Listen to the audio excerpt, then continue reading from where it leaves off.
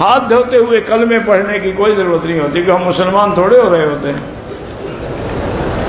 یہ تو حمام میں ننگے کھڑے ہو کر بھی کلمہ پڑھتے ہیں، لا الہ الا اللہ لا الہ الا اللہ و انا الیہ راجعون.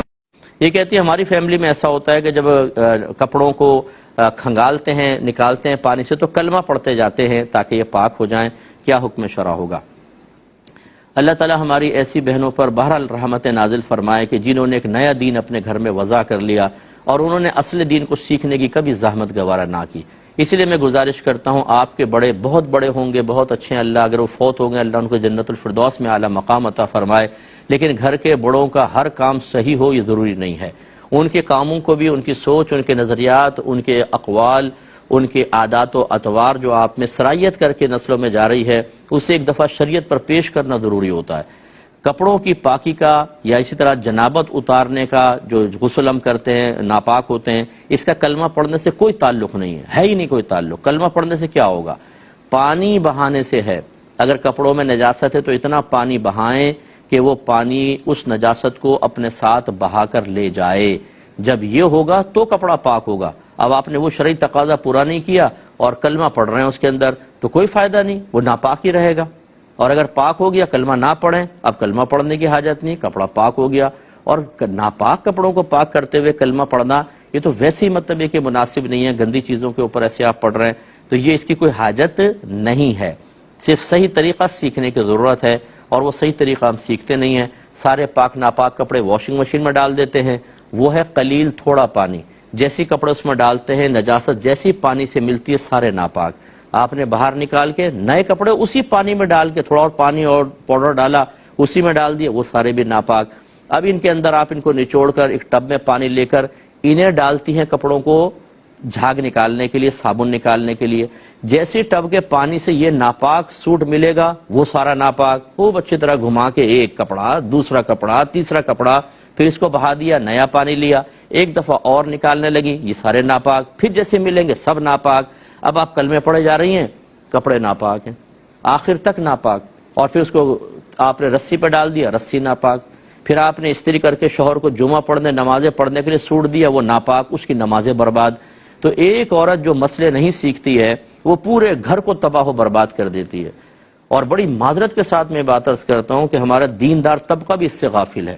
جتنے مجھے سن رہے ہیں اس وقت، اگر کوئی نئے عالم بنے ہیں، قاری صاحب ہیں، کوئی نعت خان صاحب ہیں، دیگر لوگ ہیں، اپنے گھر کی خواتین سے معلوم کریں کہ تمہیں کپڑا پاک کرنا آتا ہے، طریقہ معلوم کیجیے. آپ ایسا نہ ہو کہ آپ باہر بزرگ ہوں اور گھر کے اندر گھر والے ناپاک طریقے سے کپڑے کو پاک کرنے کی ناکام کوششیں کر رہے ہوں، اور انہی کپڑوں کو پہن کے آپ واعظ و نصیحت فرما رہے ہیں، جمعے پڑھا رہے ہیں، عیدین پڑھا رہے ہیں، آپ نمازیں پڑھا رہے ہیں، اور نمازیوں کی نمازیں بھی برباد ہو رہی ہیں.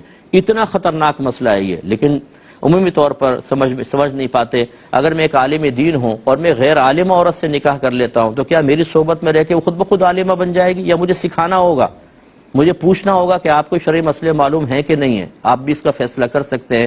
ڈاکٹر اگر کسی عورت سے نکاح کر لے تو وہ بھی ڈاکٹر ہو جائے گی. پی ایچ ڈی والا کسی لڑکی سے نکاح کر لے تو وہ خود بخود پی ایچ ڈی ہو جائے گی. ایسا تو نہیں ہو سکتا، سکھانا ہی پڑتا ہے. اس چیز کو سمجھنے کی بہت ضرورت ہے. باطن کے میل کو دور کرنے کے لیے، غیر مسلموں کو اسلام میں داخل کرنے کے لیے تو بہت ہی مفید ایک جملہ ہے. لیکن اسی کلمہ پاک کو آپ تصور کریں، ایک بندہ بیت الخلاء میں ہے، جہاں وہ بے لباس ہے، جہاں گندگی ہے، وہ گندگی کا مقام ہے. آپ خود سے سوال کریں کہ مقام گندگی میں جب انسان بے لباس ہو، کیا خیال ہے کہ کلمہ پاک پڑھنا کیا درست ہوگا یا نہیں؟ آپ اپنے ضمیر سے پوچھیں، تھوڑا سا غور کریں گے تو آپ کا ضمیر آپ کو یہ جواب دے گا. یہ قطعاً غیر مناسب ہے، یہ جائز نہیں ہونا چاہیے. ہو کلمہ پاک پھر بیت الخلاء ہو، یہ میچ کوئی سمجھ نہیں آتا ہے. لوگ کہتے ہیں ہم نے تو اپنے بڑے بوڑھوں سے سنا ہے، شروع سے پڑھتے آتے ہیں. پھر بعض لوگوں کو جب بتایا جاتا ہے کہ کلمہ پاک پڑھنا وہاں پر کوئی ضروری نہیں ہے تو وہ تعجب کا شکار ہو جاتے ہیں، کہتے ہیں پاک ہونے کے لیے کلمہ پاک پڑھنا ضروری نہیں ہے. ہم نے تو زندگی میں پہلی بار یہ مسئلہ سنا ہے. ہم تو شروع سے پڑھتے آ رہے ہیں، ہمیں تو شروع سے یہی بتایا جاتا ہے. غسل کرتے ہوئے کلمہ پڑھتے ہیں، استنجا کے بعد ہاتھ دھوتے ہیں کلمہ پڑھتے ہیں، کپڑوں کو دھوتے ہوئے کلمہ پڑھتے ہیں، کوئی چیز جیسے ناپاک پانی میں گر جائے اس کو دھوتے ہوئے کلمہ پڑھتے ہیں. تو بات یہ ہے کہ سوال یہ نہیں کہ شروع سے خاندان والے کیا کیا کہتے چلے آ رہے ہیں. سوال یہ ہے کہ قرآن و حدیث نے کیا کہا ہے. یہ کوئی دلیل نہیں کہ ہمارے بڑے برے جناب ہم نے تو شروع سے یہ بات سنی ہے. یہ تو ایک طرح سے کفار کا طریقہ رہا ہے کہ جب ان کو کہا جاتا کہ اسلام لے کر آئیں تو وہ کہتے ہم نے تو اپنے بڑے بوڑھوں کو دیکھا ہے وہ تو شروع سے ان بتوں کے آگے سجدہ کرتے تھے, تو حضور آپ ہمیں کون سے نئے خدا کی دعوت دے رہے ہیں. تو یہ تو ان کا اعتراض ہے کہ جس کو کاپی کیا جاتا ہے اور ان کا انداز اپنایا جاتا ہے کہ یہ تو ہم نے نیا مسئلہ سن لیا جی.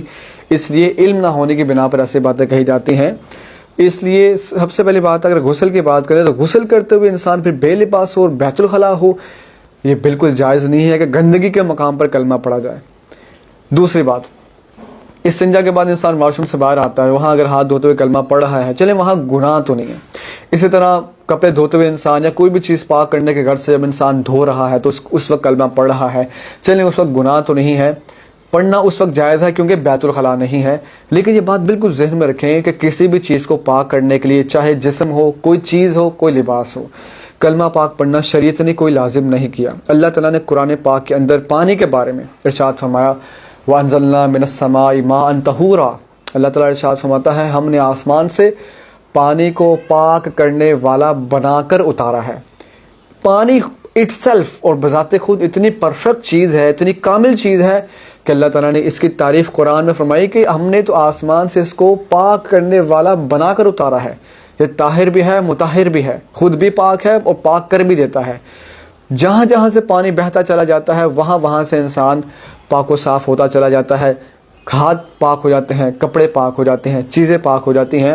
تو جب خود اللہ تعالیٰ نے پانی کو اٹسیلف پاک کرنے والا بنا دیا ہے تو اس کے لیے پاک کرنے کے لیے کلمہ پاک کا پڑھنا شریعت میں نہیں ہے, نہ ہی اس کو لازم کیا گیا ہے. البتہ اگر کوئی بیت الخلاء میں نہ ہو, باہر پڑھتا ہے, جائز تو ہے. لیکن یہ عقیدہ اور ایک یہ نظریہ بنا لینا کہ شاید اگر نہ پڑھیں گے تو چیز پاک نہیں ہوگی, یہ بالکل غلط ہے. اور بیت الخلاء میں پڑھنے کی بالکل اجازت نہیں ہے, وہاں گناہ ہے کیونکہ وہ مقام گندگی ہے. ہاتھ پاک کرنے کے لیے 3 کلمے پڑھنا. جب ہم قضاء حاجت کے لیے واش روم جاتے ہیں تو ہمارے ہاتھ ناپاک ہو جاتے ہیں, کیا انہیں پاک کرنے کے لیے ہمیں پہلے 3 کلمے پڑھنے چاہیے؟ اس طرح غسل میں بھی ہمیں پاک ہونے کے لیے کیا پہلے 3 کلمے پڑھنے چاہیے؟ کیا یہ بات صحیح ہے؟ محسن صاحب سرگودا سے, یہ بالکل غلط بات ہے.